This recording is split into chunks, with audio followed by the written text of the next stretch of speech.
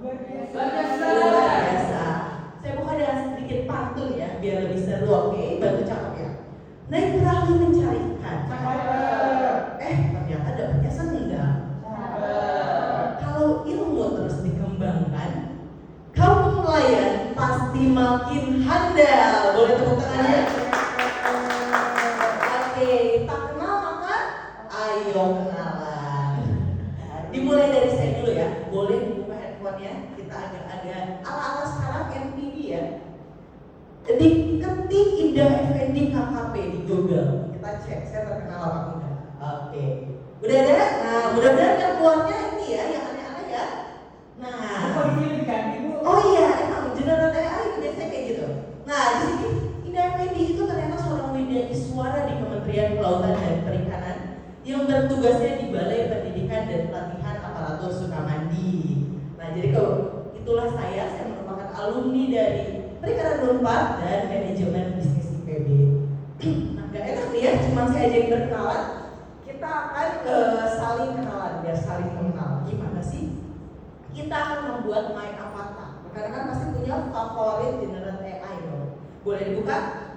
Gemini, ChatGPT, apalagi lah terserah Copilot, oke? Buat avatar rekan-rekan dengan isikan foto, nama, asal daerah dan satu ketentuan belajar selama pelatihan ini. Oke, sudah? Ya. Mantap. Kemudian apa sih? Silahkan di-scan QR-nya, kemudian di-upload hasil dari my avatar tadi. Kita lihat apakah sudah ada yang upload? Wih, luar biasa nih, cepet ya, cantik-cantik ya, beda ya masanya. Iya, beda ya sama aslinya, nggak apa-apa. Nah, di sini udah ada Mas Andris, Mbak Rina, Mas Jamil, Nurjan, ini saya sendiri, saya upload sendiri ya.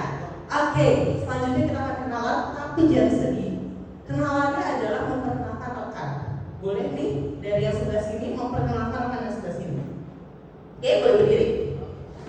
Oke, baik. Terima kasih, ternyata namanya Mas Andri Krisna dari Palembang ya. Oke deh. Dan terima kasih rekan-rekan semua sudah saling berkenalan.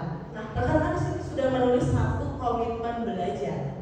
Jadi kita secara nggak langsung kita generate lagi dengan AI dan kita dapatkan 7 komitmen belajar. Ada yang mau direvisi? Ada yang tidak setuju? Setuju ya. Dan disiplin, menghargai, fokus sampai dengan menjaga ketertiban kelas. Kunci, bungkus? Bungkus. Oke, kata kedua biar spesial kayak kita. Next, kadang kalau saya kasih pertanyaan banyak yang tidak mau menjawab. Disuruh presentasi juga tidak mau. Sekarang rekan-rekan boleh saya berikan number head together, di mana tidak bisa lagi keluar dari nomor tersebut. Saya akan pakai nomor itu untuk memberikan pertanyaan, kemudian rekan-rekan bisa memberikan tanggapan dan lain sebagainya. Jadi dipastikan rekan-rekan akan memperhatikan sampai selesai karena akan ada random number calling. Oke, sebelumnya nih, kira-kira kita akan membahas terkait dengan pengembangan kemitraan dan akses pasar perikanan di pelatihan manajerial Kampung Raya Merah Putih. Silakan sebagai manajer operasional, luar biasa saya bertemu di ruangan bersama para manajer operasional. Ada 8 materi yang akan kita bahas dalam modul ini, tapi kita ambil saja aspek kritisnya, yaitu dari materi 1, pemetaan pasar hasil perikanan, dan materi yang keempat yaitu dasar-dasar negosiasi. Ini merupakan aspek kritis yang akan menggambarkan seluruh materi yang ada. Oke. Sebagai manajer operasional, tentunya diharapkan rekan-rekan nanti mampu mengidentifikasi dan memetakan potensi pasar di tempat rekan-rekan ditempatkan, sampai dengan mengolah dan menerapkan informasi pasar. Tidak hanya itu, juga mempraktikkan teknik komunikasi efektif dalam bentuk negosiasi untuk mencapai kesepakatan. Dan yang terakhir adalah menerapkan hasil pemetaan pasar dan teknik negosiasi. Karena udah kelas manajer, jadi levelnya nih kalau di taksonomi belum udah tinggi ya, udah C3 nih. Oke. Nah, kita lihat nih benchmarking, kita masuk lebih dalam terkait dengan pengembangan KP dari Aruna, dari nelayan lokal ke pasar global. Oke, kita nonton sama-sama dulu ya.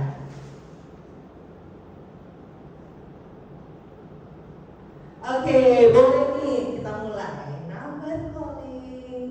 Silakan nomor 1. Oke, kira-kira apa yang didapat? Strategi apa dari yang tadi?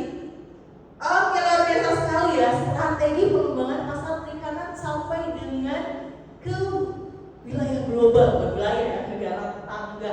Ternyata dengan menggait nelayan-nelayan tradisional kita bisa sampai ke pasar global. Oke, kita masuk ke materi ya. Coba tadi nomor 2 Mas Andri. Oh iya, sebenarnya nomor 2 Mas Andri dari Palembang. Ikan apa yang paling terkenal di Palembang? Oke, ikan tenggiri dan belida. Produknya betul sekali, pempek. Siapa yang nggak tahu di Palembang itu adalah produk pempek. Jadi Mas Andri udah tahu nih potensi dari Palembang itu adalah ikan belida dan tenggiri untuk menghasilkan pempek. Udah bisa jadi manajer HNP di Palembang kalau di Palembang. Oke, jadi tentu kita ini harus tahu bagaimana pemetaan pasar merupakan langkah awal untuk mengetahui kemana produk perikanan dapat dipasarkan. Siapa saja sih calon pembeli kita dan bagaimana ini produk sampai ke tangan konsumen. Jadi melalui pemetaan pasar ini kita dapat identifikasi peluang pasarnya siapa, calon mitranya siapa, kemudian distribusinya itu kemana saja. Jadi pasar hasil perikanan juga memiliki karakteristik, memiliki karakteristik berbeda-beda. Jadi ada dari mulai pasar lokal, kemudian ada juga ke pasar ekspor dan antar daerah. Jadi kita harus tahu nih pasar mana yang kita targetkan. Kemudian kita juga harus paham waktu yang tepat untuk kita menjual. Nih sudah tertera pola permintaan musiman. Di perikanan ada musim kaca kering, kemudian ada cuaca ekstrim. Jadi kita harus tahu kapan kita harus build up stok, kapan kita harus menjual dan lain sebagainya. Selain itu juga kita harus tentukan segmen pasar yang paling potensial. Jadi nggak hanya karena permintaan banyak nih dari pasar tradisional, kita mengabaikan yang namanya horeca pasar digital maupun sampai dengan pasar ekspor. Nah kemudian setelah itu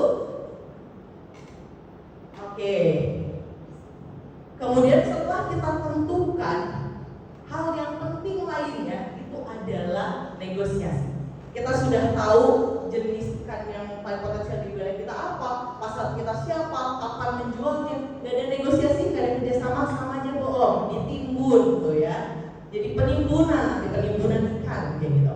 Jadi selanjutnya ada dasar-dasar negosiasi. It's time to role play. Boleh nomor 2, 3, 5 maju ke depan. Wah kan gak usah terbang lagi. 2, 3, 5 maju ke depan. Iya, apa sih yang mau di role play? Silakan nanti Mbak Tina menjadi manajer operasional. Siapa?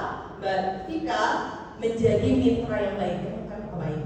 Nah ini nih kayaknya ini calon mitra buruk nih. Enggak ya. Nah jadi mitra yang buruk kita akan laksanakan role play bagaimana proses negosiasi. Ibu silakan. Saya nggak setuju. Saya mau ini bisa adil. Bagaimana ini? Saya setuju dan saya ingin bekerja sama. Pakai kita ada barang supaya selesai. Oke mantap, terima kasih rekan-rekan semua.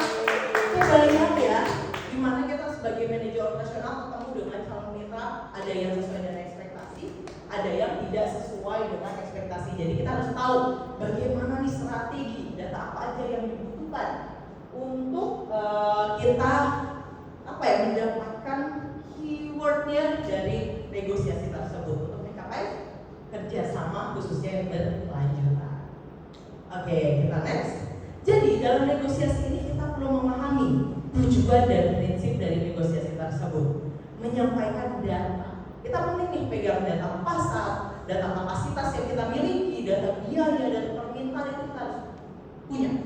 Jadi gampangnya seperti ini. Dari materi awal adalah petakan pasar, tentukan calon mitra, siapkan data yang dibutuhkan, negosiasikan, capai kesepakatan dan bangun kemitraan yang berkelanjutan. Nah, ini kita akan melaksanakan studi kasus untuk mencapai tujuan pembelajaran. Nih, bagi calon manajer operasional, kita harus sudah bisa nih, selain teorinya adalah bagaimana kita melakukan studi kasus dari pemetaan pasar, peluang kemitraan, negosiasi sampai dengan pengambilan keputusan. Dipersilakan, sudah ada di link yang sudah saya berikan. Silakan untuk dikerjakan studi kasusnya secara individu dan nanti akan dipresentasikan ke depan. Oke? Silakan. Waktunya 30 menit ya. Oke, baik. Sekarang dari nomor 4. Silakan nomor 4 boleh mempresentasikan hasilnya. Oke, dari data yang ada kita ketahui bahwa Oke, luar biasa ya, keisi semua. Tangan buat Mas Ahmad Jamil sudah dapat memetakan pasar, siapa mitranya, tadi dasar-dasar negosiasinya banyak ya Mas ya. Dari cara pembayaran itu penting ternyata ya, jangan sampai debt, betul sekali karena dia terus berputar bisnisnya. Dan terakhir adalah semua data ini menjadi dasar dalam pengambilan keputusan. Oke, kira-kira nih boleh dari siapa nomor 1 untuk membacakan kesimpulannya apa sih keterkaitan dari kedua materi tersebut? Oke, jadi saling terkait ya. Betul, ternyata tidak hanya negosiasi, tidak hanya penentuan pasar, tapi semuanya adalah untuk pencapaian visi dan misi organisasi. Nah, selanjutnya boleh kita kasih gambaran di slide terakhir, kira-kira apa sih yang kita dapatkan dari pembelajaran kali ini? Mantap, boleh. Oke, ternyata kita sudah dapat semua tujuan yang tadi kira-kira akan kita capai dalam pembelajaran kali ini. Kita lihat, sudah bisa mengidentifikasi dan memetakan potensi pasar? Mantap. Sudah bisa mengolah informasi yang tadi diberikan? Sudah. Biasa. Mempraktekkan negosiasi tadi yang contoh roleplay? Sudah. Yang terakhir, menerapkan hasil pemetaan pasar untuk negosiasi strategi? Oke, kalau gitu percayalah, rekan-rekan bisa menjalin kerjasama dengan mitra manapun, mudah-mudahan bisa diimplementasikan. Kalau gitu, pembelajaran kali ini saya tutup. Mohon maaf apabila ada salah kata dan tindakan. Selamat pagi, assalamualaikum warahmatullahi wabarakatuh.